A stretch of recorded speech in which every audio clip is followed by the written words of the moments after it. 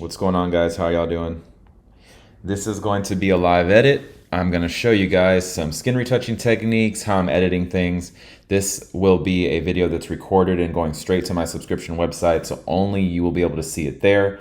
I'm recording everything as we speak. I'm currently in Capture One. By the way, I'm recording stuff that you guys can't see on here because the full screen is not visible on this live edit on the live on Instagram, but I'm going to be putting it on my subscription website. So let's get into it. This is Alyssa. This is shot with the Nikon Z7 II. Don't come at me about sharpness. This thing is beautiful. This is natural light. My browser's here. My tools are over here. I'm going to be leaving the comments up. Alyssa has blue eyes. Yes, they are piercing. She is awesome. What's up, Tom? I see you. Jack, what's up? I see you. Let's look at what this looks like straight out of camera. What do you know? Here we go. This is straight out of camera. This is with a subtle white balance change. This is the Nikon Z7 II. ISO 80, 1/640th of a second, f2.8, 70 millimeter. Let's actually get into editing this.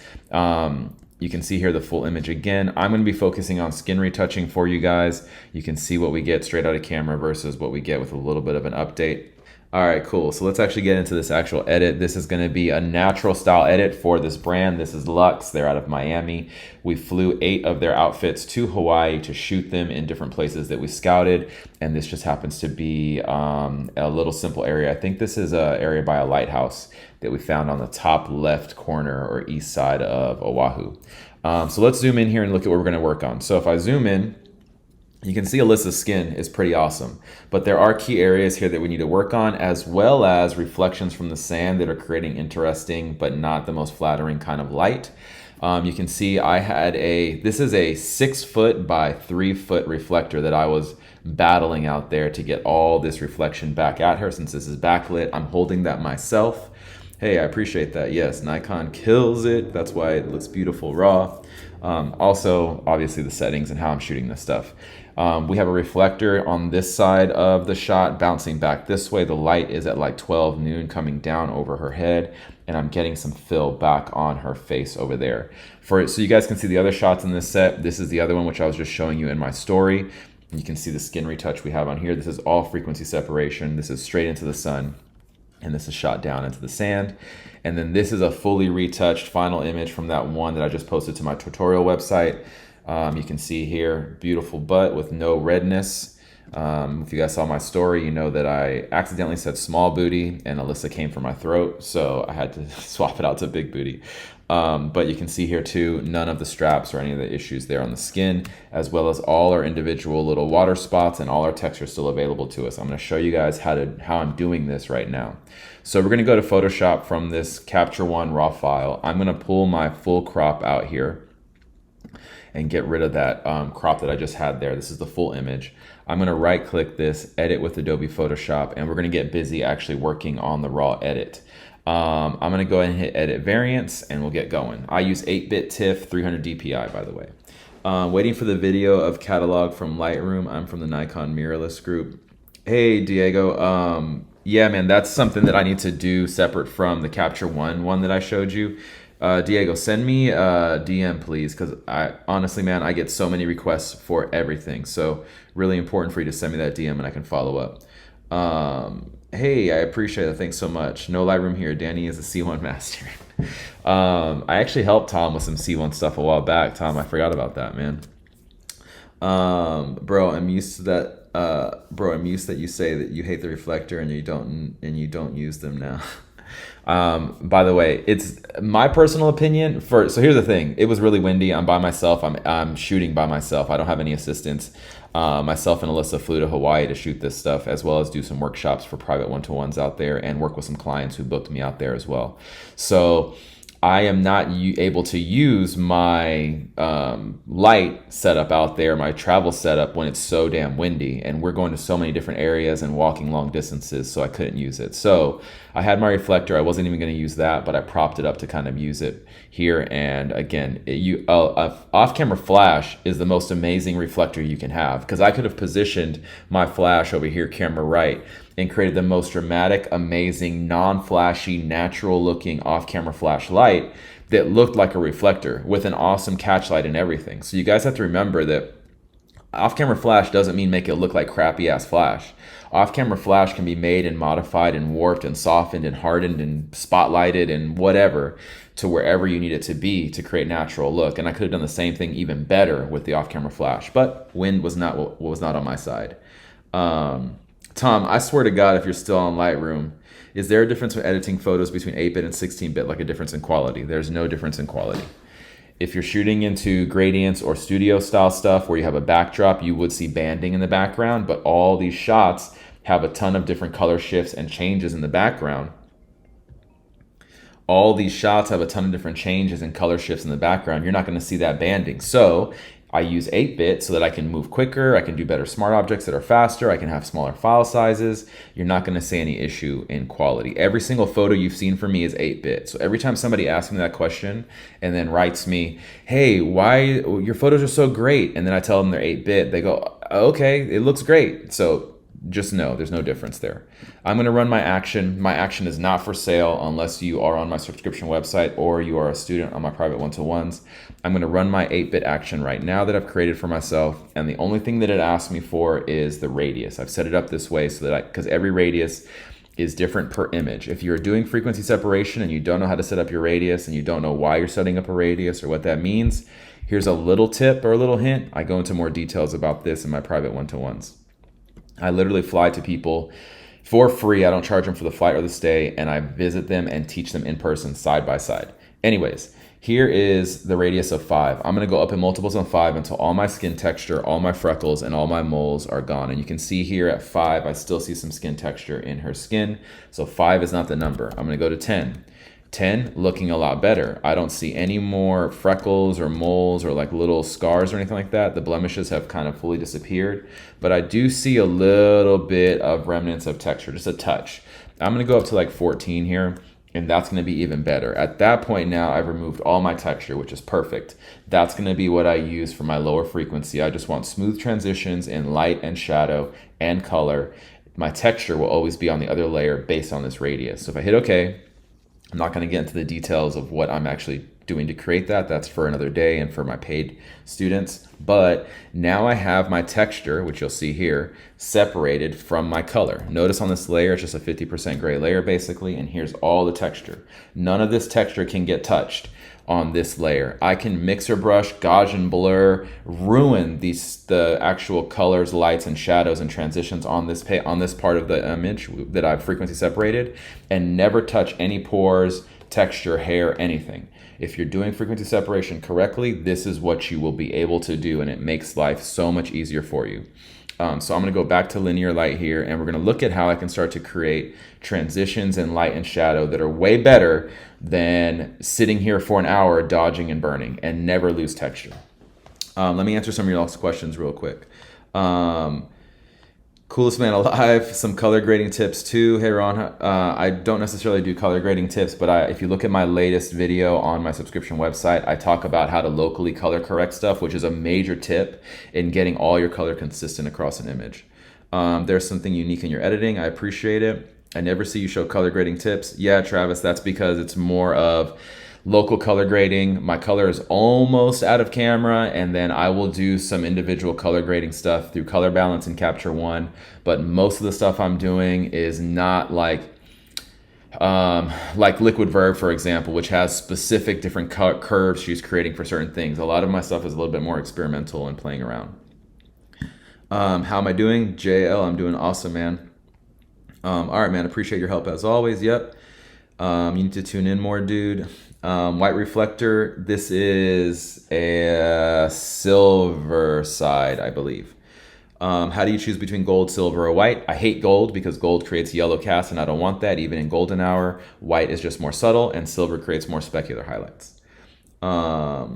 When is the new sub side up? It's up already. Photos by Mike. You haven't seen my stories, my dude? Come on, photos by Mike, man. I've been posting about that all freaking week. Where you been? I've noticed a lot of professionals using Capture One over Lightroom. Might have to invest into that software. Eyes through Eli. Capture One is the best. Anybody who wants Capture One, send me a DM. I will send you a free video that I made to show you how to set it up like Lightroom so that you can see how it destroys Lightroom. And I'll send you the trial too, 30-day trial. What's the website for your subscription lessons? Anybody who's hearing me talk right now, if you want to get the link for my subscription website, DM me. I'm going to send that link to y'all directly. So take a look at this, guys. I'm going to go ahead and start creating some mixer brush changes here. So this is Alyssa's face shape. There's several things we're going to look at when we see this. Number one, we can see the color under her nose. That's formed from the sun bouncing off the sand onto her face. That's separate.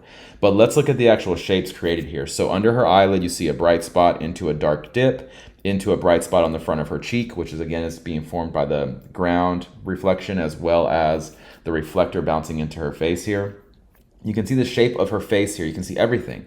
I see the dip into the shadow because her cheek goes from a highlight into the shadow, the smile line into a shadow, back out to the front of her lips, which get hit by light. You can see the edges of her nose and where the shadows actually lay. You can see a deep shadow here that goes into a little bit of a bump and then down to more of a mid-tone. All this stuff is stuff you need to look at. You can see the transition here is not super smooth across the top of her, underneath her eyelid, down onto her cheekbone. You can see a little bit of a push out right here on the front of her cheek, which goes back into her makeup and everything here. We can correct this stuff and smooth these transitions out to be more beautiful without touching any of the texture. Let me show you. If I go to the mixer brush here, you can see my settings, which I know everybody always asks me. Let me see. My mixer brush settings are 50, 80, 80, and 80, 0% smoothing. Turn off that up arrow brush, which means load brush after each, load brush after each stroke, and we're gonna just turn on clean brush after each stroke. And we're gonna get busy actually doing this. Again, anybody who's just joining, DM me if you want the subscription website. That's where these videos live. And if you want more information on private one-to-ones, DM me, I fly to you for free. And if you want to actually get Capture One and a free trial and a free video I send you, send me a DM. All right, so I'm gonna take my mixer brush here. My brush is completely soft, and I'm gonna start shaping on the mixer brush with the mixer brush on this lower frequency, which is my color blur median layer. I want you to see what I'm doing here. Now in this case, I'm dragging some red down and finalizing some of that cheek shadow and makeup shadow she's creating with red. But I'm also gonna pull some highlight back up here and take a look at this. I've created a smoother transition of that light and shadow on the inside of her hairline. And no texture affected. That's all underneath. Look how I'm smoothing that transition and creating a smoother shape underneath the pimples, the freckles, the moles, the skin texture, wrinkles, whatever's on somebody's face.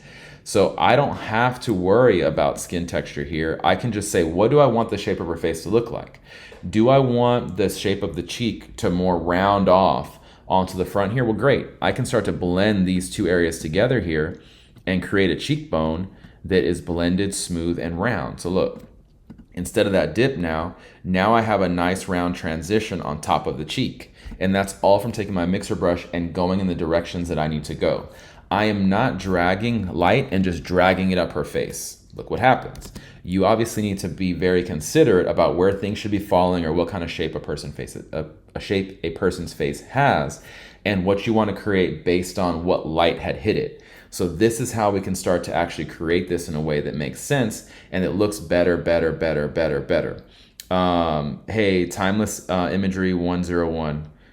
Anybody that wants me to fly to them, I fly to you for free. I don't charge you for the flight or the stay. You only pay for the private one-to-one hours that we learn together. I fly to you. I'm booked until September, every single day, every single week in a different city. I have people that have booked me out. I cannot fly to anybody until September because everybody else has already booked me in different cities. Unless I'm going to be in your city and there's an opening, which is very unlikely. So take a look at this. I'm now taking this shadow and I'm sliding it over this way from behind her ear or from in front of her ear because I know if I lit this with off-camera flash down here, I'd have more of a shadow pulled around here. And I want to show that shape. So if I slide this in a little bit, I can start to create a type of contour without having to dodge and burn this, which I still do global contouring with dodge and burn. But I can now take light and shadow from certain areas and drag that stuff in. And look how I can start to create more of a shape and finalize transitions in a way that look amazing. This is how you can use frequency separation when done correctly. Don't go start frequency separating things off a YouTube video and then look at all your texture disappear and go, Danny told me this is how it works. It's not how it works. You have to know how to handle your radiuses. You have to know what to look for. That's why I tried to show you that little tip in here.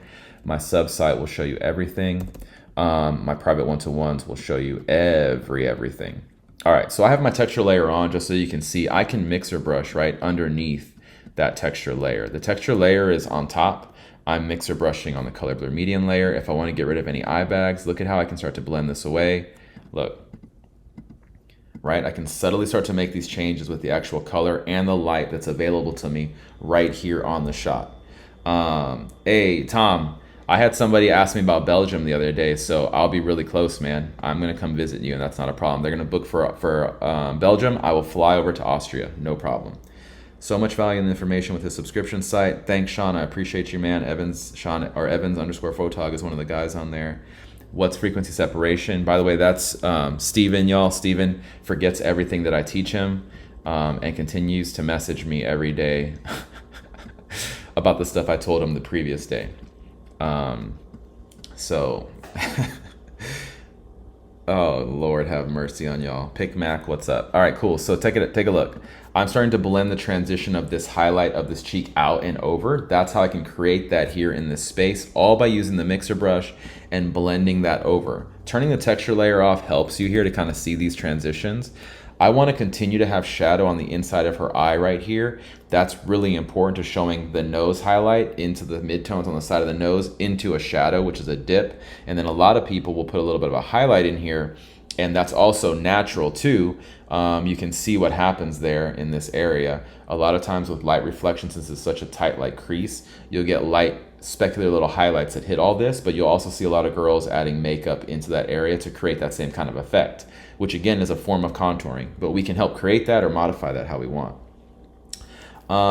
Official Joanna J, it's super easy to get me to Malaysia. All you have to do is DM me. I'll send you the price for the shoot. I don't charge you for the flight or the stay. Literally just DM. Anybody that wants me to show up in their city to work with them or shoot them or do a workshop or do whatever, DM me, pay for the shoot or the workshop hours. It's the same price as if you were my next door neighbor. I will fly to you and not charge you for the flight. I got the link. Thank you for the link. Yep. Happy to help any way that I can.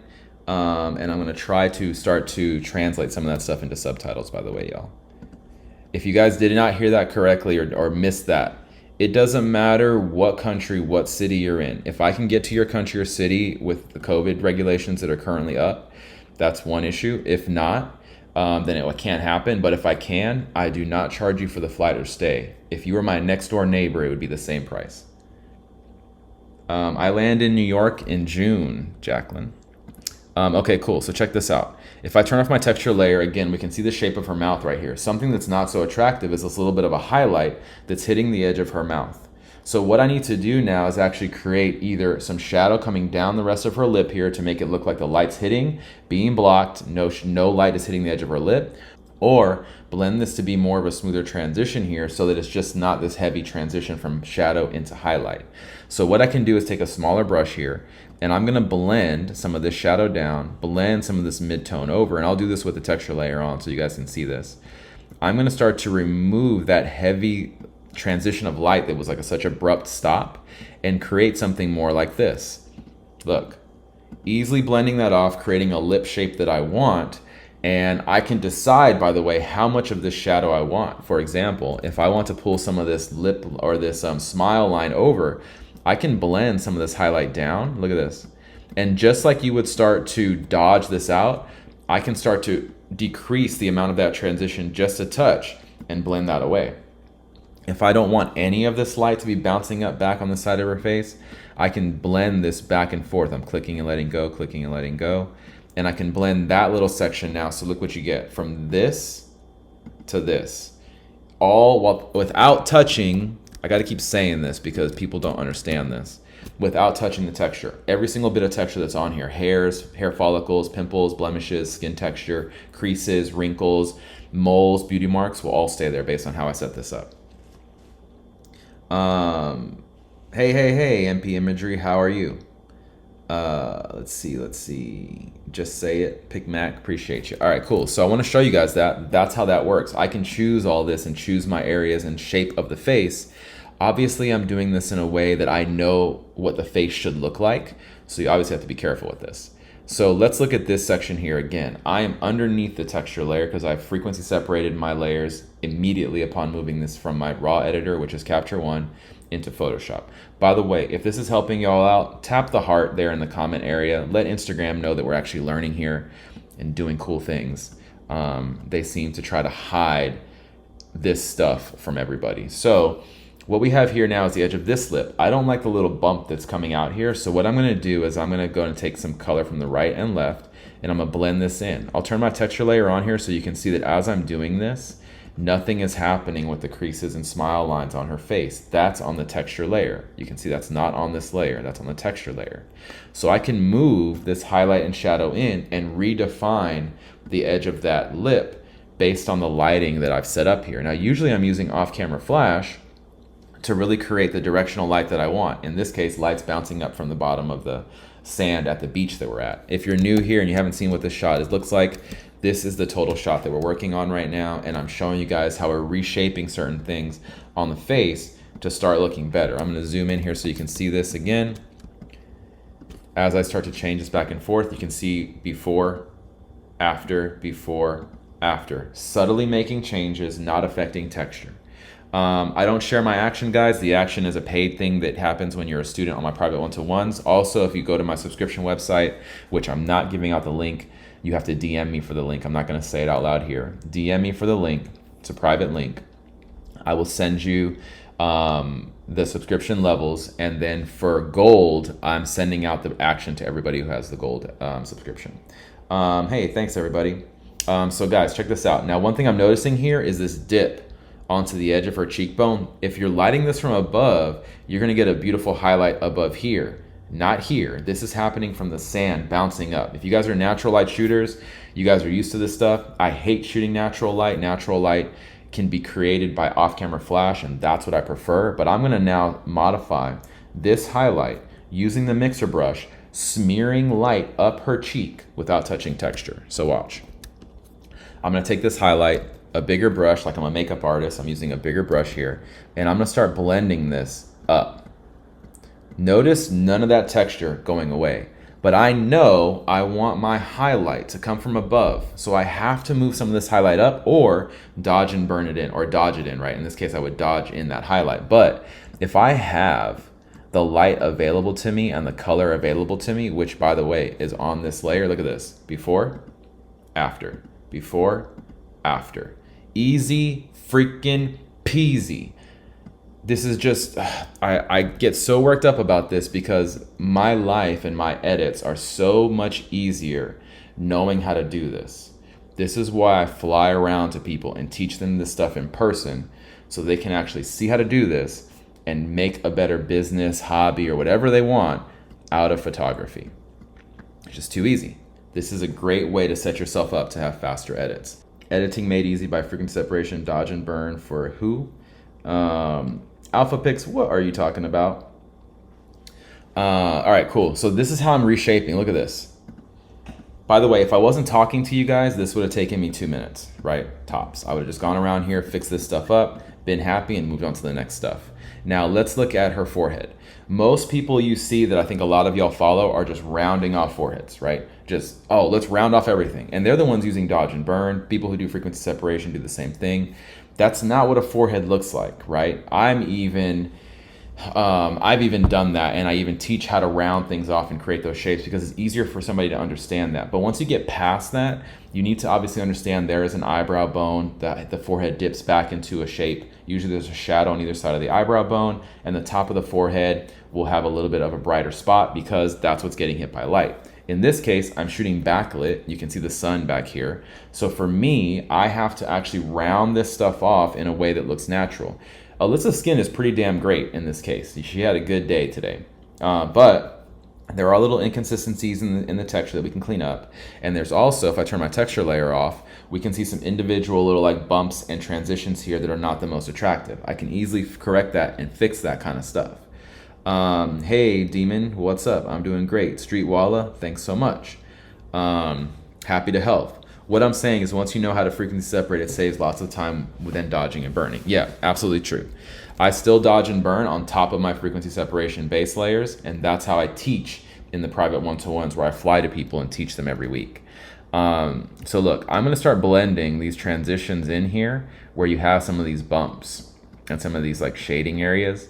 By the way, some of this banding, which was asked earlier, 8-bit, this is what's creating banding in some of this, but you're not going to see that because look, that doesn't exist because texture overlaps all that banding. So this is 8-bit images are a great way to save file space, work quicker, work smoother. I find that best, and all the images you guys see from me are always 8-bit unless it's a studio environment where I don't want banding in the background.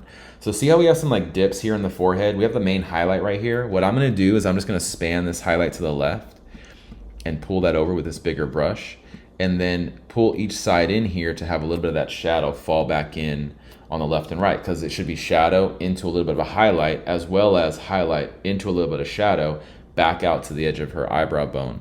So I'm just pulling the eyebrow bone over a little bit, pulling the eyebrow bone over a little bit, and then maybe pulling some shadow from right to left and left to right, creating smoother transitions in these areas, which are such a subtle thing, but I just want you guys to see how I'm handling that, right? No texture modified here, and now we can actually use clone stamping to modify the texture. I love that you keep editing in art form instead of just sending out a link and saying, here you go, good luck. You're like the Gandhi of photography, and I have followed you for years. That's an amazing comment. I just screenshotted that. I appreciate that so much. I only use D&B to do the little adjustments after FS. Yes, same here. For me, I'm doing global adjustments, as well as global contouring, as well as local adjustments after. So if you're just joining us, this was all mixer brush on a frequency separated base layer. Boom, easy peasy, shapes the way we want them. Normally I might round off the chin a little bit just to show you guys. You can see this here. I might take a little bit of that highlight, a little bit of that shadow, move it over, and look what you get, a smoother transition without global dodging and without local dodging, right? Easy peasy. Now let's look at the texture here. I haven't touched any texture. Texture is on a completely separate layer.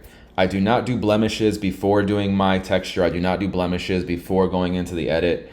That's absurd. In my opinion, you can actually do this instead and have all the texture you want to use to modify those areas. Instead of doing something like spot healing and letting Photoshop choose what to put into these areas, or patch tooling and moving other stuff over that you don't want, I clone stamp and quickly modify things very, very fast. Hey Danny, can you explain a little bit about the parameters of the mixer brush? So there's only 2 parameters that I really worry about, but my settings have worked really well for how I move my brush. If we look here again, you have wetness, load, mix, and flow. I treat wetness like opacity. That's how much of the paint or how much of my brush is pulling up that color. You look at flow, flow is just like any other flow on any other brush. It's how much of an effect or how long it's taking for that to operate. Wetness is opacity to me, flow is flow. Now load and mix. Mix obviously is how much of these colors are mixing together as I move my brush around and how it's actually pulling those apart and separating them out to create the color that I want to create. And load is how much of that is being pulled up and sucked up into the brush. I don't think you need to consider anything related to load and mix. Wetness and flow are important, and actually in the end with these settings, all I change is my wetness. My wetness being my opacity is how much of an effect I want to have in the end with all these settings at 80. My brush strokes, which I go over in very big detail here in my private one-to-ones, are use the biggest brush you possibly can as if you're a makeup artist. If you were a makeup artist, you wouldn't be using an eyebrow eyeliner to fix little areas and mix color on a cheek. You'd be using a big ass brush, right? You use the biggest brush you can if you're doing makeup and you're brushing and feathering the stuff over, or you're using one of those foam egg things and blending areas, right? So use the biggest brush that you can fit into an area, and on any transition, for example, if I wanted to correct the transition on her lip right here, which I don't, this is important. By the way, you will see people remove this shadow and highlight on their edits. Go on Instagram. The thing that everybody is doing, whether they're dodging and burning or they're frequency separating, is they're rounding off everybody's face. And I am victim to that sometimes too, but I'm very considerate in trying not to do that. And that's been my goal for a long time now, is really continuing to keep the shape of things. I want to highlight into a shadow. I want to highlight into a shadow, into a highlight. I want that. But what you'll see here is you'll see people do this.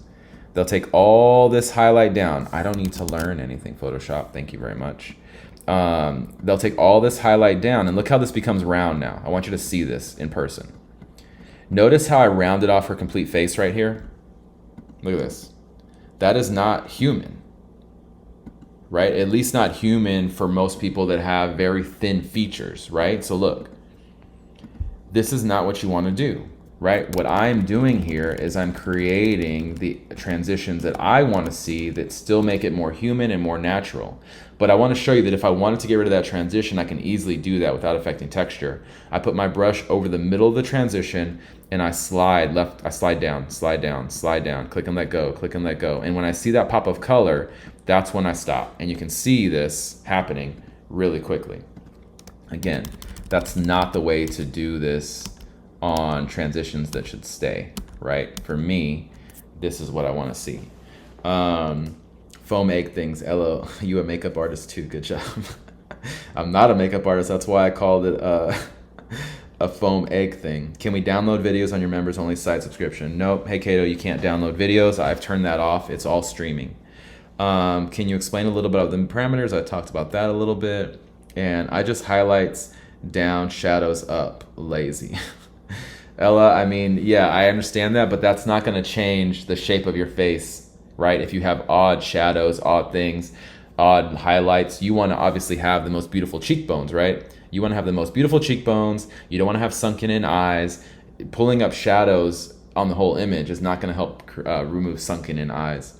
I think that rounding flattens and almost flattens the face. Yeah, I mean, it depends, right? Rounding is not necessarily going to flatten if I round everything off and I have a nice round center highlight. But if I definitely start removing all these dips and highlights and shadow changes, yes, you're going to be flattening everything because everything's going to be the same light shadow tone, right? So we want to look at these areas and leave the areas or just slightly modify them because this is the original one. Look, I slightly brought up a little bit of a highlight and eliminated a lot of that right there because I want this to be a nice, smoother area. But I still have a highlight hit. There's still a highlight hit right there. I didn't get rid of that completely. What you'll find is a lot of people that overdo it in dodging and burning and FS will start to burn this in, remove that little bit of a highlight, and now I don't have that nice little touch of light. They remove all this and blend all this together and everything becomes flat. That's not a face. And definitely not a face that's lit beautifully from above. So keep that in mind.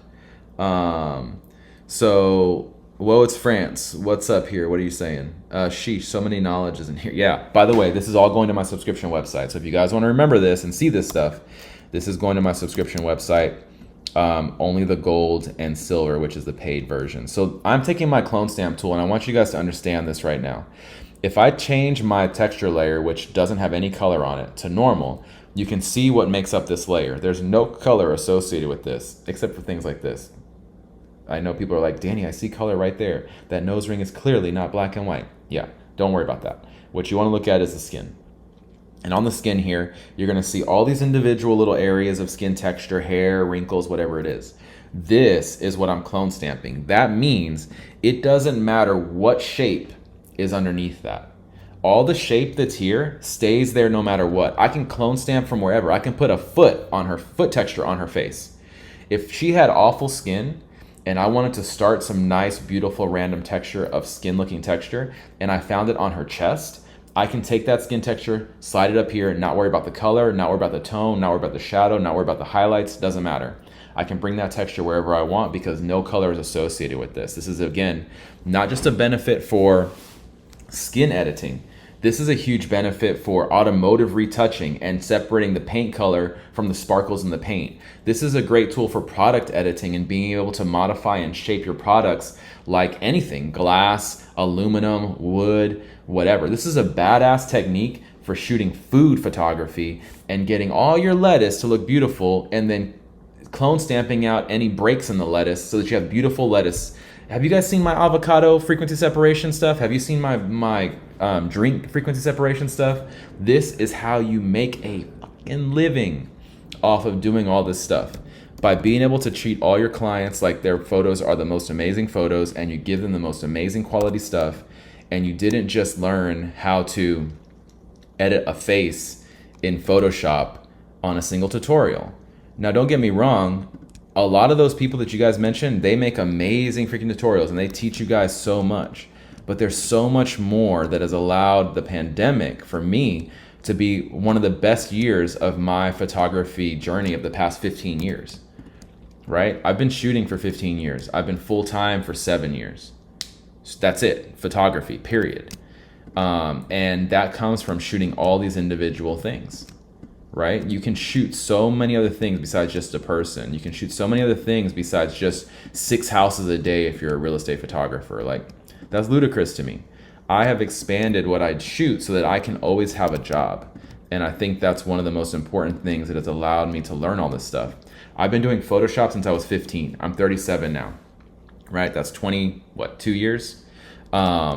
And so that comes, but I haven't been editing faces for 22 years. I've been compositing things, making lightning coming out of text. I've been making things glow. I've been collaging things, clone stamping things since I was 15. Graphic design, web design, like, you need to learn that stuff. This all allows you now to be able to do stuff like this and problem solve your edits and figure out while you're shooting, oh, that's not a big deal. I can have people in my shot because I know I can remove them. You know, I can have trash far away and not run over to it and waste time during golden hour because I know I can remove it. All that stuff comes from doing this for so long. And I know a lot of you guys are a lot younger and you think to yourself, oh, how can I be that good? How can I get as good as that person or this person? Or how do they have so many skills? Trust me, you guys just started. Do you understand that? Since I was 15, y'all. Damn you old. Yeah, I remember that avocado retouching. Heck yeah. Danny's secret for fixing bad skin is out. Foot texture. Word around town, Danny's hair is where all the knowledge is located. Is that true? Yeah, I'm like Samson. If you cut my hair, I lose it. Right. I lose all my skills. True energy of a boss, sharing knowledge. Bonjour, how are you doing? Clone stamp for texture and the color. You use a specific brush. Hey guys, I use the same brush that was in Photoshop in 1999. I need y'all to see this. By the way, I'm using my fingers on my trackpad. I'm not using a Wacom tablet. This is what I use right here. I'm using my fingers on my trackpad. I've been using that for who knows how many goddamn years. And look, I'm using a soft round brush for clone stamping. I'm using a soft round brush for mixer brushing. These are the same brushes and same tools that have been around since 1999, Photoshop, whatever that was called. Back in the day, nothing has changed. This is all the same tools. You guys don't need anything crazy to make this happen. What's the difference between both? What's better? Okay, and I'm sorry guys, I can't get into every little detail, but my hardness on the clone stamp, that's a great question. I'm using a hardness between 25% and 50%, and the reason I do that for the clone stamp tool is because if I blur my brush, I'll get blurry texture on the edge. You don't want that. So I'm using a hardness of 50 to like 25. And I can move texture around now without blurring it. So that's a great question, Kato.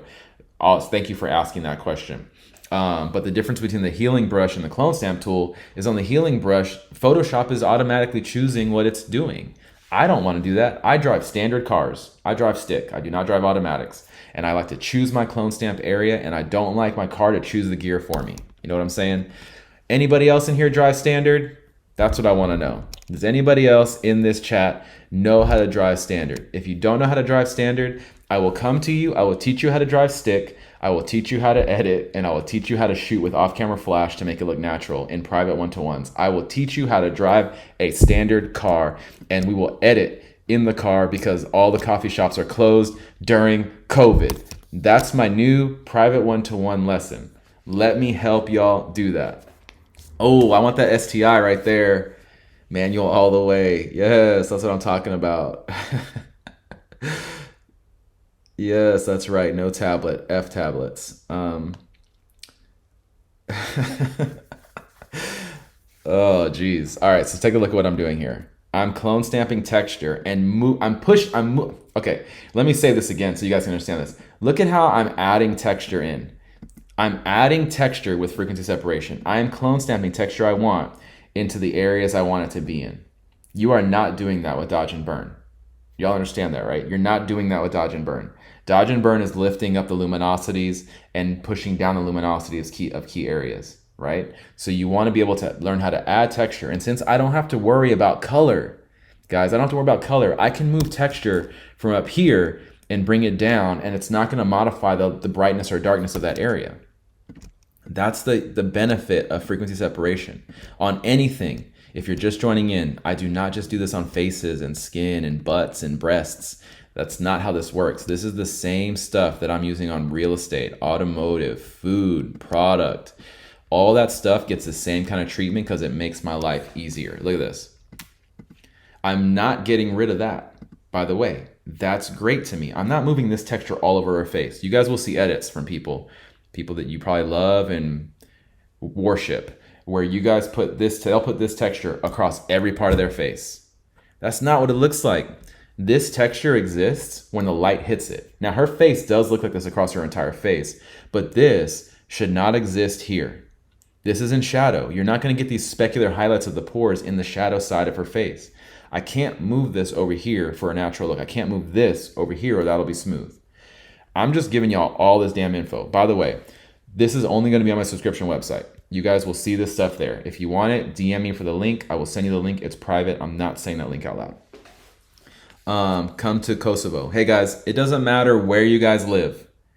I will go to Kosovo if you book the session. I fly to people and don't charge them for the flight or the stay. I've had people hit me up for Belgium. I flew to London and taught people 7 days, 7 people in 7 days. I've flown to Argentina and stayed with the person I was teaching and taught him for 3 days. I stayed with the person in Argentina, set up a model, set up the entire workshop, taught them on their home studio. I fly to people and teach them this stuff in person. It doesn't matter where you live. I'm booked until September, every single day of every single week. If you guys want to book me for that, we just have to talk about it and plan up front. I've never driven standard. It's fun, trust me. For color layer of FS, generally I just paint picking color closely. Is it better to clone stamp color? I'm not clone stamping color. The only time I clone stamp color is like a background when I'm removing flyaways and stuff. For the color layer on FS, what you want to do is you want to move with the mixer brush the color, because look, this is the bottom layer, Kosovo, if you missed this. See all this? There's no reason to paint anything. The colors you need exist where you want them. I'm just moving those in and mixer brushing those in under the texture layer. And then this is my texture layer modifications. You can see how I'm doing that there, right? Blending all that stuff over. That's how I make that happen. If you don't like the texture in a certain area, we can add it. Look, at 100% opacity, 100% flow, I'm adding this texture in. Look at how freaking easy this is. I'm moving this where I want it. Now, I'm really good at clone stamping and choosing where I want to put stuff, so I'm randomizing this as much as possible to create these areas. But look, I don't want to scream at y'all. But I just get so hyped up about this and so crazy about it because people are fucking up out there. And sorry for cussing, guys, but I mean, people really are messing up out there, and they're learning this after 5 years doing this, and nobody's telling them these things. I get into way more detail with this stuff on my private one-to-ones. My subscription website is more individual tips and tricks like this, and you guys are seeing a live edit right now, which has a lot of the stuff that people are paying thousands for me to teach them. But this is little tips. All right, I don't go into a full workflow with you guys. You'll never go into a full workflow with me anywhere unless you're a private one-to-one person. And I come down and sit down with you for 5.5 hours, and we shoot and we edit. That's how this works. Good teachers come to India once. Hey, Shitrawala, all you have to do is book me for India. I will send you the information. If you want me to go to your country and your city, send me a DM. I'll send you the full info on pricing. You do the half upfront deposit. I book my flights and I fly to you. Period. Do you have downloadable actions on the subscription website? Hey, Kato, I'm going to have actions on there. My frequency separation action will be available specifically for the gold membership, and then I'm going to have other actions like adding skin texture if you don't have any, or stuff like that. I'm going to be adding actions like that as we go on. I wish I knew you were taught what you're talking about. I need your beginner classes. Hey Ella, I do beginner classes. I've taught grandmas who've never opened Photoshop before. I've taught 15-year-olds who've never held a camera before. All you need to do is DM me and I can send you the information and we can talk about what the beginner stuff is. Again, anybody who wants to work on this stuff and do it personally, privately, on their own with me, I teach beginner stuff all the time. Do you have frequency separation action? Yes, Francis, my frequency separation action is what I use to create my layers, and I only provide that to my private one-to-one students, and I only provide that to the gold membership stuff on my subscription website. So take a look. This is what we've done, and again, this would have taken me 10 to 15 minutes tops for everything that you're seeing here, and you can see how this is creating beautiful. Well, you can see both sides of this. You can see this side versus this side, right? It's just subtly making those changes, but you can see here how I'm modifying this. Now on this side, there's not heavy texture, right? So you're not gonna see the same kind of heavier texture you have here. Let's move to this side so you guys can see how I'm modifying the texture that already exists, right? Now, number one, I'm gonna get rid of any of the blemishes using texture that's available to me. So you can see this right here, like so. So you can see, just so you can see how slowly I'm doing this, right? I'm moving the texture where I want. I see a space of texture here that doesn't have any texture in it. I want to have that nice transition of texture. So look, I'm going to add that in. Notice what I did, right? I'm adding that texture in. I'm not necessarily getting rid of every single line and crevice. A lot of that is very natural and helps me with the final edit, but I am removing little areas like this. Look, that are bumps or dips. What you're seeing underneath this layer is the shape change. That's the mixer brush, not touching any texture. And then when I turn this off and on, you're seeing both the texture and the mixer brush modifications on the same shot. Do you have a tutorial on how to remove objects like your strobe from your photos? NA stills. I have a bunch of stuff on my subscription website that talks about removing things, adding things, clone stamping things, compositing things, warping things, distorting things, brightening things, darkening things, everything. All kinds of tips for anything that you shoot is on my website. Mostly it's portrait stuff. There's some real estate stuff, but we're moving into automotive and product stuff. There's food stuff on there, so you can see all that. What do I mean DM me? Women portrait. DM means direct message. So message me on Instagram if you need any help with anything. Why Mac over Windows? Because Mac is the best. Now I know that's relative, but I prefer Mac. That's why, because I've used it for I don't know, since I was in college in 2001, and that's what I've stuck with. So let's keep going here. Oh, by the way, I don't know how you Windows people are transferring files from your phone, from your computer to your phone, but if you can't AirDrop from your if you can't Bluetooth drop your photos from your computer to your phone, and instead you're sending yourself a Google Drive link and then downloading from Google Drive and waiting for that to sync, you guys don't understand the power of one of the most simplest things that happen on a Mac. Now, I wonder if that exists yet for Windows PC users. It may. I may just be spitting stuff out of my butt, but tell you what, AirDrop is the jam, and that's a fact. Take a look at this. Texture and light and shadow cleanup with the mixer brush. Dropbox, sir, I feel attacked. Yeah, F Dropbox for sending yourself files, Sean. Any tips to use local dodge and burn? Yep, I use my finger on my trackpad. I use 10 and 7 for my opacity and flow, and I dodge and burn it out. I will be posting the most recent video that I just posted on my subscription website, or it's coming today, is this one. I edited this one. This was frequency separation, the same way I'm showing you now. Modifying texture, you can see the before. Hold on. That was an armpit, guys. This is before, and this is after. I go over local dodge and burn that I use, and also frequency separation the same way I'm showing you now. Only going to be on my subscription website, not going to be anywhere else, Steven. And what's the point, Steven? You're going to forget after I show it to you. Okay, cool. So look, this is how we make that natural edit, right? Boom. If I want to get rid of that, again, right down here, I can take this, move a little bit of texture, go over here, move a little bit of texture, go over here, move a little bit of texture. I want you guys to see how fast I'm moving. It's as fast as I'm talking. Randomizing anything I don't like. And look, frequency separation, color and light on the mixer brush, texture on the clone stamp layer. Look at this beauty. Images are always awesome. When do you not do this, as it's a lot of effort and not seen on IG? I do this every day of my life at all hours of the day. Any tips to use local dodge and burn? Dropbox, sir. Dude, you are ancient. 2001 in college? Yes, I'm 37 years old. Hey bro, how are you? I'm doing good. Priyanko, how are you? Again, if you guys have to send yourself files through Dropbox or Google Drive, that is the worst way to, I mean, it's the only way you can do it. It's the only way you can do it. But if you can just click a button and say AirDrop to my phone and it's there in a second, you know how amazing that is? It's so good. AirDrop really is the jam. I just upload the photo to my iCloud, then it's on my phone.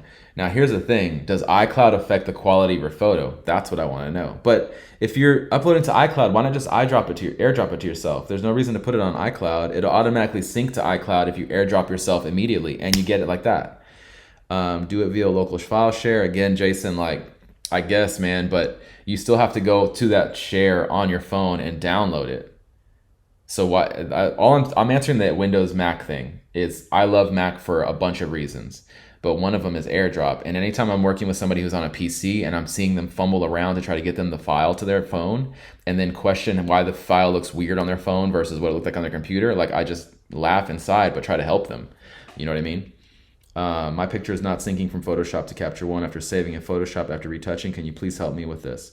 Shitra, I recommend definitely talking to support about that, but I believe there's a setting in preferences that might need to be modified on Windows. I would look up that question though, because that's definitely something people have asked. Greetings from Panama. Hey, what's going on? How are you from Panama? Greetings from Rhodes. What's going on? I feel you and you're forgetting things, Stephen. Great, man. I learned FS watching your videos. That's awesome. You might have gone through this already, but do you hit the color layer first or texture? Color layer first so I can see what needs to be modified, and whatever's left is texture. So mixer brush first for me, 90% of the time. Yeah, but then Mac prices. I'd rather build a beast PC that can send them files to Dropbox really fast. Well, you can build a badass PC and have a 56K modem in it and never get that stuff over to Dropbox, just saying. I have Windows, so I can't airdrop it. That's why I use iCloud. Ah, okay, I got you. That makes sense. Where did you shoot the Alyssa from photo in your last post? This all Hawaii. There's going to be 8 sets from Hawaii. We had a client, Lux, who hired us to go shoot their stuff. We flew to Hawaii. I specifically flew to Hawaii for my private one-to-one workshops and my shoots that were scheduled. And then I told the client we're also going to Hawaii. So she sent us the outfits, booked Alyssa, and Alyssa and I both went, and we shot and scouted in Hawaii for all the places. And I don't really see a decrease in quality, to be honest. Hey bro. Okay, that's awesome. What's up, Alex? How you doing? All right, cool. So you can see how we modified all that there. Since I know a lot of you guys are dodging burners and you're like, Danny, I see all the amazing quality you're doing, but frequency separation is still garbage. Well, I don't know how to help you guys, but trust me, this is the way to change your life. Get out more edits, make clients happy. And again, this is not the only thing frequency separation is for. It's not just for cleaning up skin. It's for redefining shadows that you didn't want. It's for adding texture where you need it very easily. It's for removing cellulite and all that other stuff, cleaning up fabric and wrinkles in fabric. It's for setting up yourself for success, basically. Basically, I'm about to Gary V all of y'all and just tell you. I'm basically Gary Ving frequency separation right now and giving you guys all the details on what you need to do to make your life easier and to feel better about your edits. All right, so I'll remove this little bit of a smile line because I know Alyssa likes me to remove that. It's not a personal choice, but she likes that gone, so I'm gonna get rid of that for her. And then you can see what we've done here. So before, after, before, after, before, after. I'm going to do a little bit of a touch up right here, and I want to show you what I'm going to do. So if I turn my texture layer off, see how I can see these individual little creases and pops of highlights and shadows right here? One of the cool things you can do if you get your radius correct and you're smart about what you're doing, I can actually lasso this section in and Gaussian blur this. Look at this. I can Gaussian blur that, and look what happens. The most amazing smoothing. And all of you guys are probably thinking, Danny, no, why are you doing that? Gaussian blur, the worst thing you could possibly do. Well, it's not the worst thing you could possibly do if you know what you're doing. I am Gaussian blurring on the color blur median layer. My texture layer is a completely different layer. So look at this. All I'm doing is shaping underneath the inconsistencies without having to locally dodge and burn it. And look at my texture.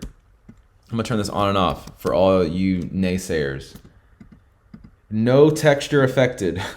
Even the bad texture, yep, all still there because I know how to use my base layers to make this correct with my radius. Look, off and on, off and on, off and on. Beautiful correction of the shape. Command D to deselect that, turn off this full section, and look what we get. Any texture that I wanted there still stays there. Come on, y'all. Y'all cannot deny this. Y'all cannot deny this. Nobody can. FS is gold. Hey, Liz, what's up? Alyssa's here. Everybody hit the hearts. Hit the hearts for Alyssa. Send all the love from your comments to Alyssa. Here they come, Alyssa. The hearts are about to fly through. Let her know that we love Alyssa. All right, cool. There they are. Look at all that love coming through. That was a nice little firework of hearts. Boom, damn. Okay, everybody got the message. That's awesome. Whoa, we're flying through right now.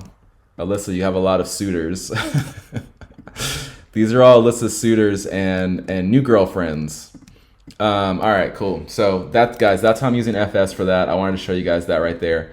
Ask me some questions. If you guys have any questions, I'll kind of see how I can use that on here. There won't be any color grading stuff on here, by the way. Any tips to choose the radius? Hey, Sai Prabhu Kumar, sorry if I messed that up. That's on the beginning of this video. I am posting this to my subscription website. It will be on my subscription website. Because I went over that already. Sorry. Beautiful Alyssa. Alyssa loves high fave. Sean, you trying to have me take Alyssa out to South Carolina so we can shoot at that beach again? All right, cool. Look, I want you guys to see all that. That's how this works. This is FS. We're not done yet. I can stay on here till it kicks me off. But this is how we're correcting those facial features very nicely. I'll still do a little bit of touch up to her skin texture up here. But let me show you something that I think is pretty cool that actually is on a reel that my friend Justin, I think, posted. And this is something I've been doing a lot lately. Instead of dodging and burning to create shadow texture and stuff, we're going to say less. Alyssa with her eyeballs. Did you say South Carolina? All right, I'm going to go to my pen tool here and check this out. I'm going to create some contour here with the pen tool. And I'm going to do this like awful looking teardrop Finding Nemo fish shape. And I'm going to right click this. I'm going to right click this and do make selection and hit OK, zero radius. I'm then going to go over to curves, click curves, and I'm going to drag this down and look what we get. This really harsh black saturated brown shape. I'm then going to do my Gaussian blur on this, and you can see how I'm trying to space this out. I'm going to go with something like 40 and see how feathered that becomes.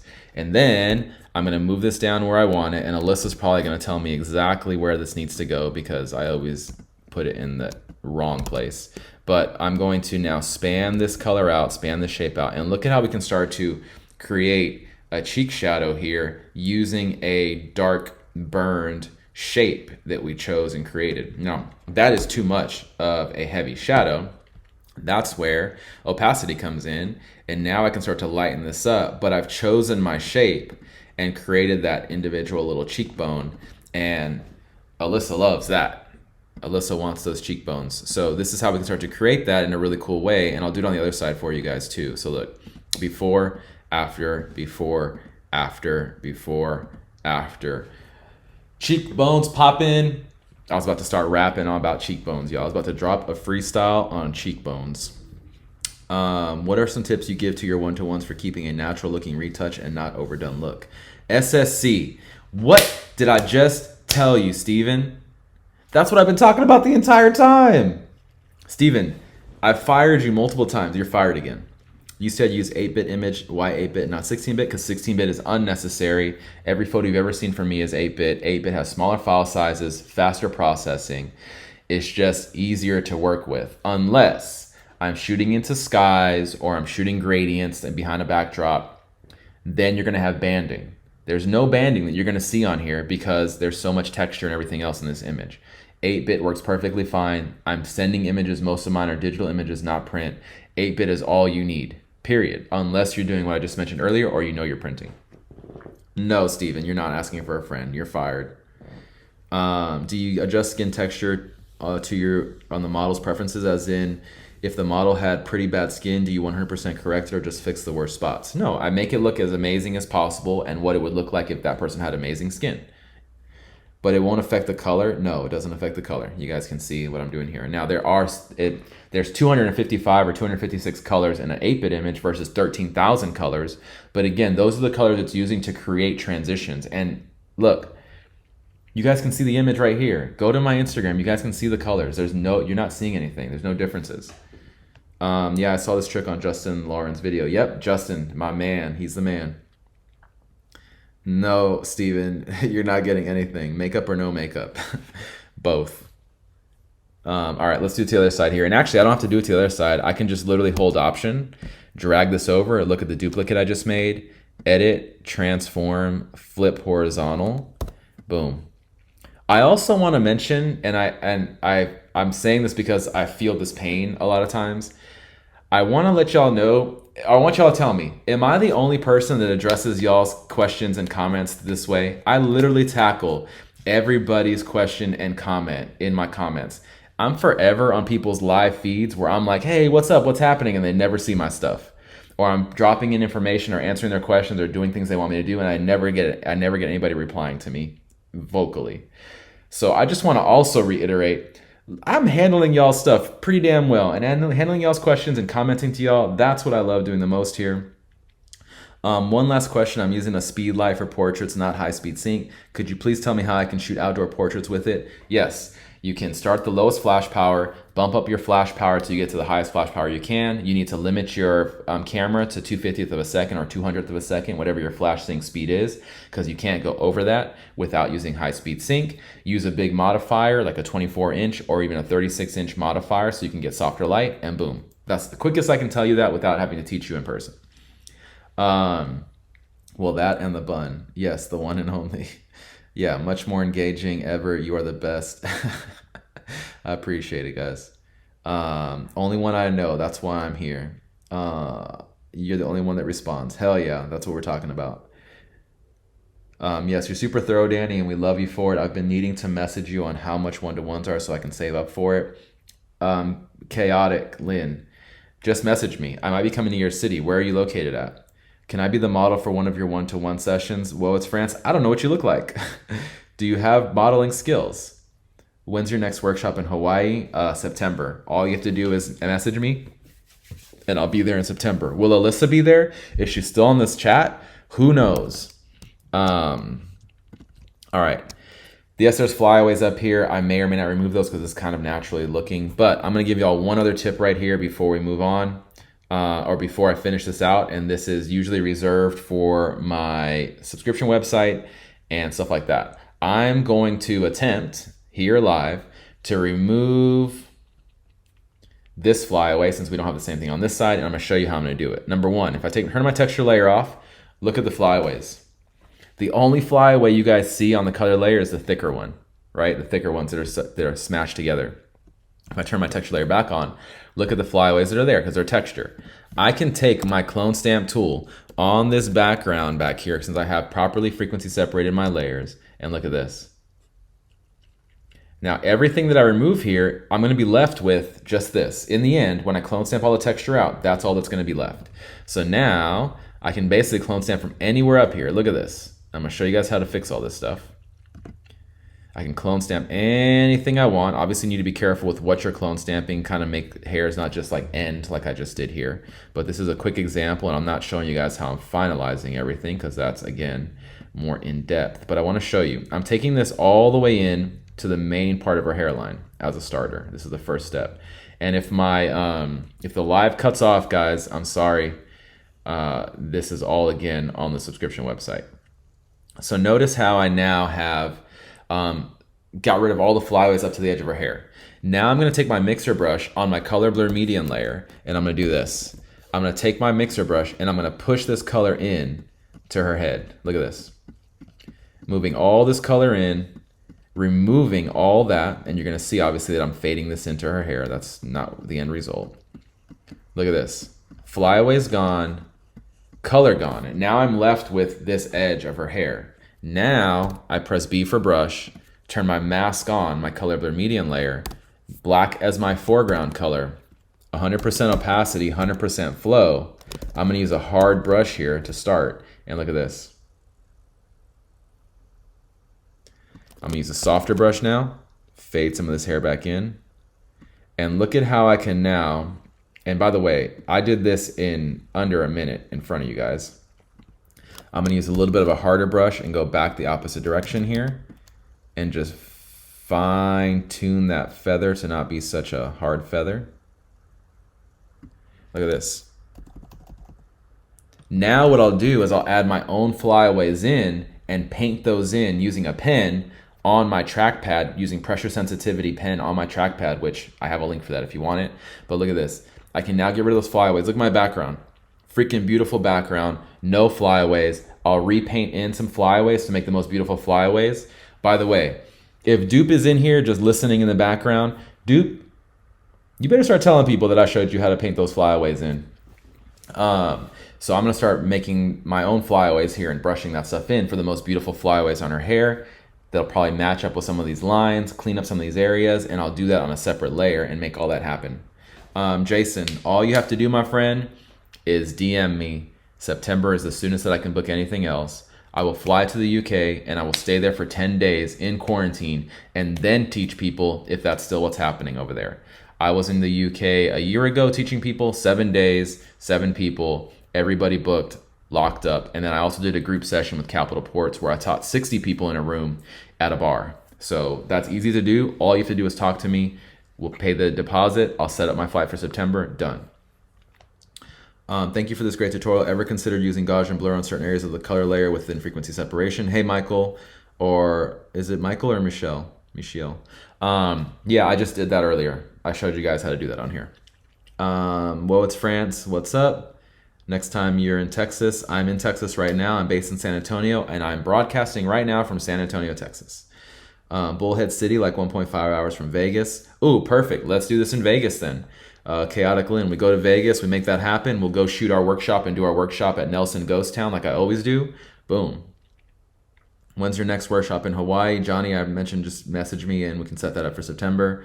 Victor Morales, what's up? Victor is an awesome dude. Taught him and his friend out in Orlando last year or earlier this year.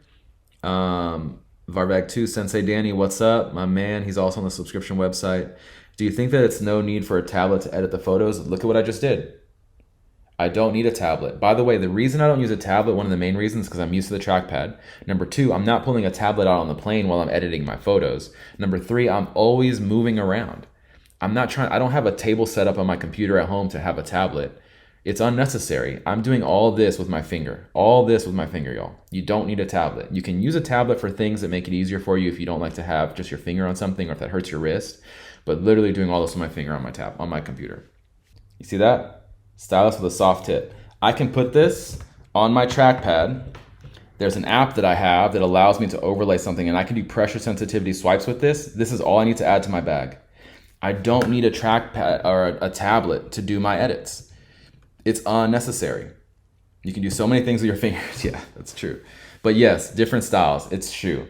There's lots of cool things you can do with tablets. There's lots of cool ways to use pressure sensitivity, but I promise y'all, if you are somebody who moves around a lot, who uses a laptop, who doesn't have space, who's not sitting first class while they're flying with a big open space, I sit economy, right? I have my computer and I have my pen, and if I ever need to draw hairs, which I'm gonna do right now for you, then I do that. The tablet is unnecessary for me, and it just makes life more cumbersome. I already have so much equipment and stuff that needs to go for certain shoots and clients that I'm doing. But yeah, Jason is right. There are lots of opportunities and reasons to use a tablet.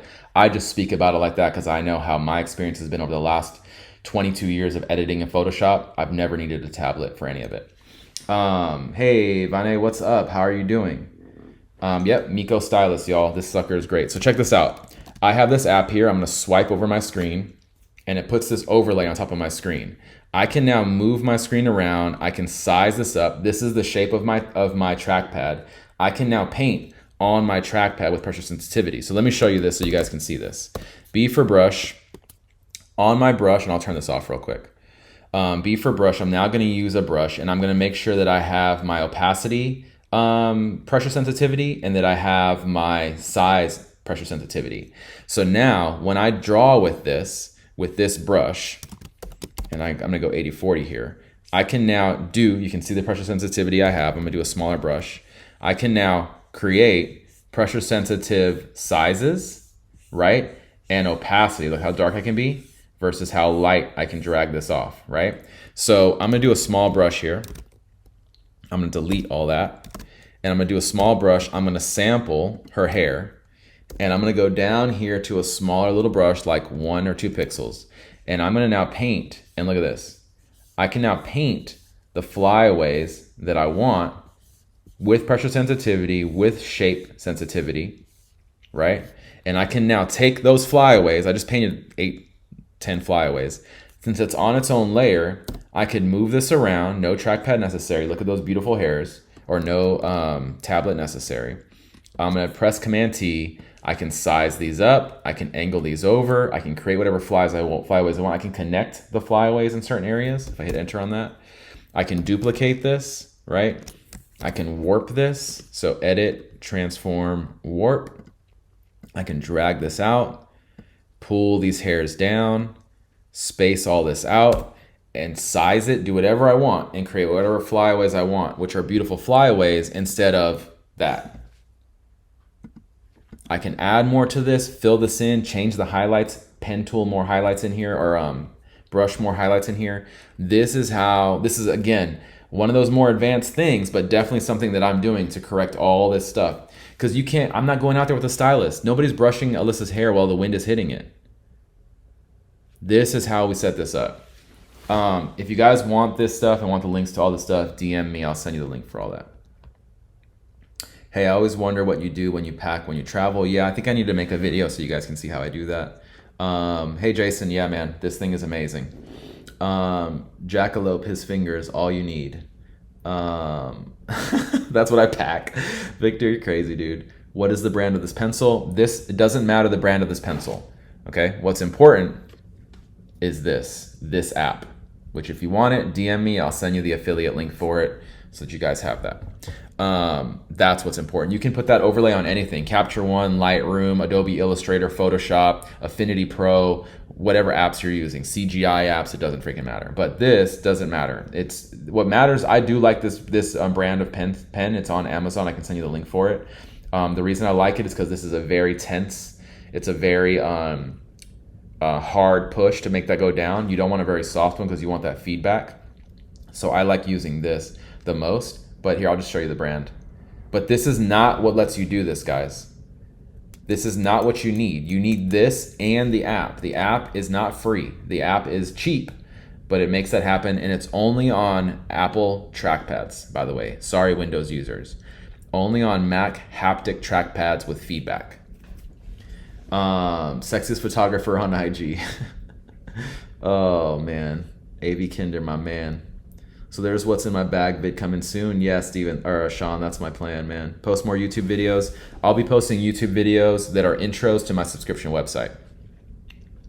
Does this work on the new M1 Apple? It should, because it has an app. It has a haptic trackpad. But I don't know if their app is set up for it, so you need to go see it. Send me a DM. I'll send you a link. You can go research. You're the reason I'm using Capture One. Capture One is the bomb.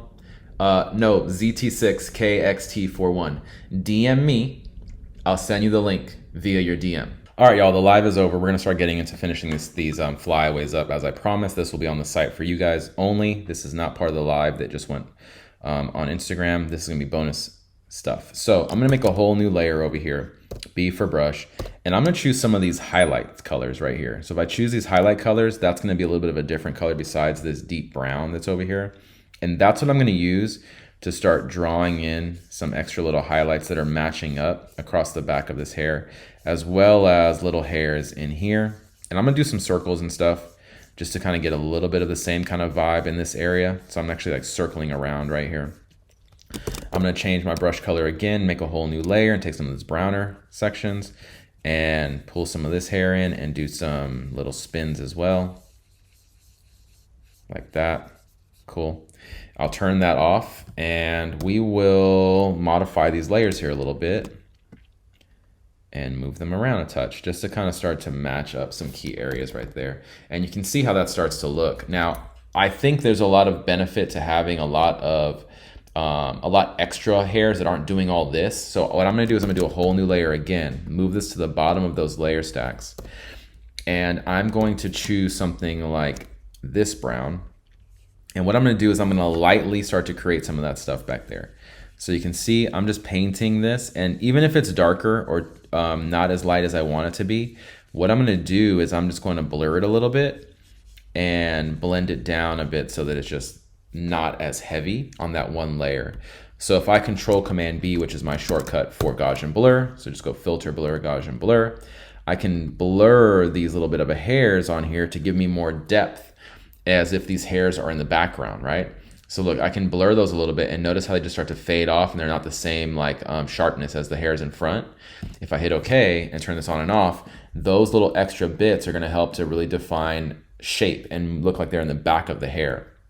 I can also start to pull those around and move those anywhere I want, right? So I can move those down here. I can flip this, warp this, basically trying to recreate what would normally happen with hair. It wouldn't just be in a single line. I'm shooting with a camera, a Nikon Z7 II. There's obviously a plane or an area where things are in sharp and things further back are not as sharp. So we want to try to create that and make that realistic. This is how we can do that. I'm going to make a whole new layer right here. Go ahead and do another overlay here, and I'm going to paint a little bit more in this area and kind of just fill in some circles here. I'm moving pretty quick and just kind of filling this in with nice looking flyaways. But again, remember what we had in the beginning. We had this, right? This is going to give us a little bit more of that cleaner look, which I like. A lot of times I don't necessarily go down all the way. I like to kind of clean up the top and let this continue to like furl out. If there's anything crazy down here in this area, then I might clean up like this one hair, right? Like this one hair right here, just kind of like by itself about to fall out. This would be something I get rid of, and maybe some of that right there. That way we have a lot of that realism down here. Now, one thing I want to do right here is not let this just end right here, right? This shouldn't just end like this. So I'm going to fill this in a little bit more with some more hair, and I'm going to choose the same color that exists right there. And we'll look at creating more of this. So it's not just an end, because it looked kind of like it stopped abruptly, which it did because I removed the flyaways from there. But you can see now, as I bring this up and over, right, we can start to make our own hair directions and pull this up the side here, like so. And so you can see the before and after here. Before, after, before, after. That just starts to look a little bit more realistic than what it was a second ago. So let's look at this side now and correct this side. We have to be careful with this branch up here. We don't want to touch that or mess with that. So I'm going to do the same thing. I'm going to take my clone stamp tool on my texture layer, 100% opacity, 100% flow. And just to reiterate it, if you didn't catch it in the live, anything I remove from the texture layer, I'm still going to be left with this. This is the color underneath where the hair kind of like got compacted and is together more. So we need to clone stamp this out, knowing that we're still going to have hair flyaways in the color layer, right? Or we're going to have remnants of where the texture was really compact and together in the color layer. So I'm just going down here. The cool thing about this background is I can take color from anywhere, or texture from anywhere, which is empty. And I can move this over the hair and not worry about painting blue into the cloud, because look, if I change this to normal, there's no color out here. I'm literally clone stamping grays over the hair. Look, this is what makes frequency separation, again, so amazing.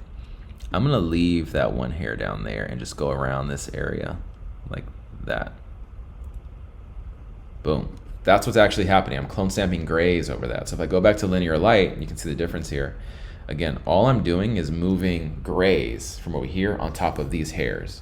Now I'll do the same thing I did on the live. I'm gonna come back over here, and I'm gonna get rid of this too. I'll clean this up.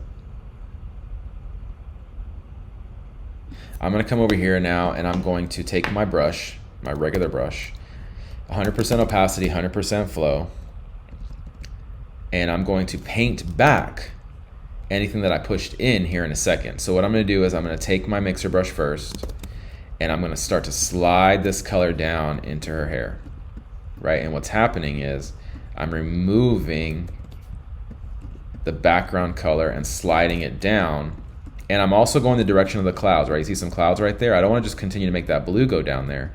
I need to blend over this in a way that looks reminiscent of the background. And the background has that cloud. I'm trying to stay away from that tree up there. Moving this color in, like so. And if I back out here, you can see how I'm trying to keep that cloud position, right? I'm gonna go to my regular brush here, B for brush, black as my foreground color. And I'm going to paint in where I want to bring that color back and where I want to add the hair back. So I can literally brush around this with a little bit of a hard brush, bring that hair back where I want it. And that actually was a pretty damn good job. Again, using my finger on here, which I didn't get into a fight with anybody on my live about that, but you know what I mean. Pulling that hair back, maybe take a little bit of this hair back. I want to take some of that. Yeah, like that. And look at the difference here. Before, after, before, after. Now the problem with that is that's not realistic, right? We don't just have flat hair and then all of a sudden have all these flyaways. That would make zero sense. So we're gonna have to come back here and really create the best kind of flyaways that we want, and matching up hair and doing all kinds of other stuff that's cut off. But even at a distance, that can work pretty well, so that's really nice. So I'm gonna go back to the top of my layer stack of hair follicles here, make a whole new layer, B for brush, turn on my overlay here. If you have a tablet, you can use your Wacom tablet to make this hair. But I think it is important to turn on your pressure sensitivity for opacity and for size. I'm gonna use a small brush, 80% opacity, 40% flow is what I like to use. I'm gonna choose some color that I want from here, zoom in a little bit, like so you can see this better.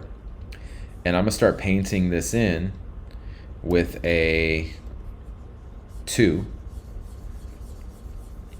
getting the flyaways that I want, maybe dragging some of these down a little bit, circling some of this in. Again, I'm just creating and drawing and following the flow of hair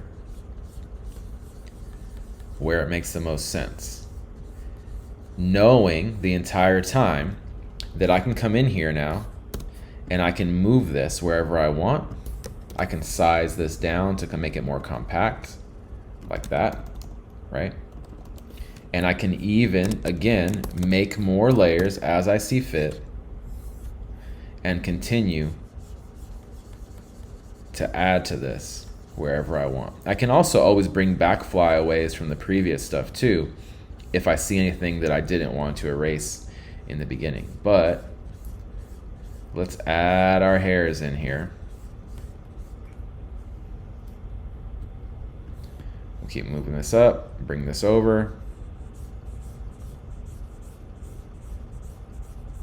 I'm gonna go with a 1 size brush here and make really tiny little hair follicles. I'll probably come over here and just get a nice build of hair that I like. Removing any kind of remnants of just a stock flat hairline here, like so. And now when we back up, you can start to see how we get that hair to be in ways that just looks a little bit more real. I'm gonna do one more layer here. You guys obviously get the point.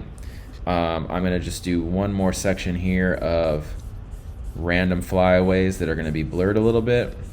And I'm using the same hair color because it's just back there. Like so. Cool. I'm gonna go filter, blur, Gaussian blur. For me, that's Control Command B. I'm gonna do 1.8 blur probably. Yep, that just blurs it out subtly. Hit OK.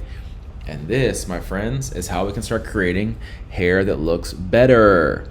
All right, guys, so let's look at some global dodging and burning to help create a better look to this image with some subtle changes. Number one, you saw in the live that I did this kind of setup on her cheeks, which was creating a shape here and then being able to modify that, push that in, change the opacity of that, and then create the shape that I wanted using a shape and a blur. But we can also hand paint this stuff, right? So for example, on her forehead, the brightest thing on her face right now is her cheeks. I need to get some fall off of light to start on her forehead.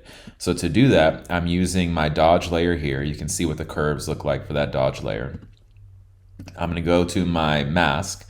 I'm gonna use my regular brush and my white foreground color here. And for opacity and flow, I'm gonna go 30 and 30. Actually 30 and 7 for opacity and flow. And then I'm gonna have a large feathered brush. You can see this here, 0% hardness. And I'm gonna paint right here in the middle of her forehead.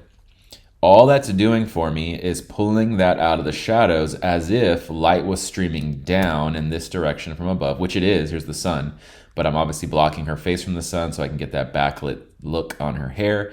And you can see how now we start to pull that out of the shadow and start to build that up to match the shape or the highlight of her face. Now, what I'm also going to do here to get these eyes to be even more piercing is I'm going to do a smaller brush here on the bottom half of her eye. I'm going to do a little bit of a pass with the brush, same opacity and flow. That's going to give me even more pop out of those eyes, which you can see that happening right there. On the bridge of her nose, which you'll normally see, especially if you shoot off-camera flash and you use light in a way that makes sense to make beautiful textures and shapes on faces or anything, is you will usually see a little bit of a highlight down the front of the bridge of the nose. Now that is not pretty. I'm going to do 10 and 7. And what I'm going to do here is I'm going to do a very light two-pass kind of job where I just get a little bit more on the bridge of her nose like that. I'm also going to do a little bit of a highlight here on the tip just to make the tip of the nose pop a little bit more. And then on her eyebrow bones up here, what I'm going to do is I'm just going to do a little bit of a touch, and get a little bit more of that to pop with the light that's already hitting it. You can see how we're starting to shape this up a little bit as we go down her face. On her lips here, I'm going to go over to the top of her lip, and with a small little brush, I'm going to start, and I'm going to do 20 and 7 for my opacity and flow. I'm going to highlight the upper portion of her lip right here, creating a little bit more of what's called Cupid's bow, and getting that to pop a little bit more like that, as if light was streaming down from above, creating that. I'm going to also go to her lips right here, and I'm going to choose the bottom half of the lip. My brush size is half the size of her lip, and I'm going to do a little bit of a brush down there at the same 20 and 7 opacity and flow. And you can see how that starts to build that out and really create some more shape on her face. Now, I'm going to probably use black as my foreground and tone down each side of this lip a little bit right here, but I'm going to add a little bit more with white on the bottom half and the left bottom half here, just to build out the roundness of that lip a little bit. Now, on her hair up here, I'm going to accent these little highlights a little bit more, going perpendicular to the hair there to create more of that pop on the top of her head. And then on any of these little waves right here, I'm just streaming some light out and dodging these individual areas here to bring this hair forward on her face. If I was lighting this hair would have been lit, right? It would have got attacked by that light and made some really cool highlights on it. So I'm doing the same thing here where I'm pulling it forward by giving it more luminosity and brightening up the details of it. And that's going to help to bring that more forward and really shape in her face as well, which you can see happening right there. And that looks really, really good. On her chest, same thing. I don't want all the reflection to be from the bottom, so I'm going to highlight the top of each side of her chest here as if light was streaming down from above. That'll create volume on her chest as well as each of the individual cylinders here on her arms. I'm just going to give a little bit of a highlight streak on each side of this, like so, and then maybe just a little touch on the collarbone here to make those pop a little bit more in the front. I'm doing the very bottom part of those, just subtle like that. And then on her legs here, to create a little bit more of a highlight as if again the light was coming down from above, I'm gonna do a little bit of an accentuation on the front of her legs right there. And I'm going to leave the back leg a little darker so I can pull the front leg forward by dodging it some more like that. And that's looking pretty good. Now we'll go to burn, and we're going to do some opposite ends of what we just did. But before we do that, let's zoom in here. We're going to shape her face up a little bit more by doing some burn here underneath the hair that's overlapping her forehead. That'll narrow in the forehead a little bit. And then under her neck here, we're getting a lot of obviously bounce from the sand down here and the reflection going straight at her. So what I'm going to do here is I'm just going to do a little bit of a burn on each side of her neck to narrow in her neck a little bit, but I'm also going to do a little bit of a burn underneath her chin as well as here on the front of her throat like that. And you can see what this starts to do right there. I'm also going to not go as dark with these cheekbones. I'm going to narrow down the opacity a lot right here. And actually we'll do this with opacity, not fill. Sorry about that. And you can see how I just brought that down a little bit. It was a little much for me based on what I was seeing a second ago. I'm also going to do a little bit of a burn down here on the bottom of her jawline just to kind of get rid of some of that bounce from the floor. And then I'm going to move this specific one up just a touch like that. Okay, cool. So I'm going to burn here a little bit underneath her nose to eliminate some of the bounce coming up from the beach like that. And actually, we'll do that on the burn layer here. Like so, and then underneath her lips here, this is what would normally happen. We'd have a little bit more of a burn underneath there than what we have currently. I'm also noticing that on the bottom of her lip here, her lipstick, I think that's lipstick, ended up coming down below her lip, so we're gonna correct that here in a second. But right now, I just wanna get a little bit more burn under that lip and some dodge on top of the bottom lip to create more of that shape, which you can see happening right there. On her hair, I might do a little bit of a burn in here to help make this accented a little bit more. So now you have the highlight on the outside, you have the burn on the inside, really creating all that shape in her hair. And then on the inside and bottom of her hands right here, I'm accenting some more of this shadow as well as here to help kind of make sure that looks rounder, right? You can see that shape kind of forming. The same thing on the side of her body right here. I'm gonna go with a little bit of a burn on the inside of her body there. And then maybe on the left side of the leg here, hide that hand a little bit. And then on the inside of this outfit, like that. Really subtle, nothing crazy, but all that's really helpful to create even more dramatic shape. And you can see what that starts to do. Before, after, before, after, before, after. Pretty cool techniques there to really create a little bit more shape where we want it and really help out with that sort of thing. Underneath her nose, I'm gonna get rid of a little bit of the shadow. It stands out a little bit to me. So I'm gonna get rid of a little bit of that burn to just leave a little bit of shadow. So like that. To me, that's enough. There we go. Alyssa already looked great, and now she looks even better. All right, cool.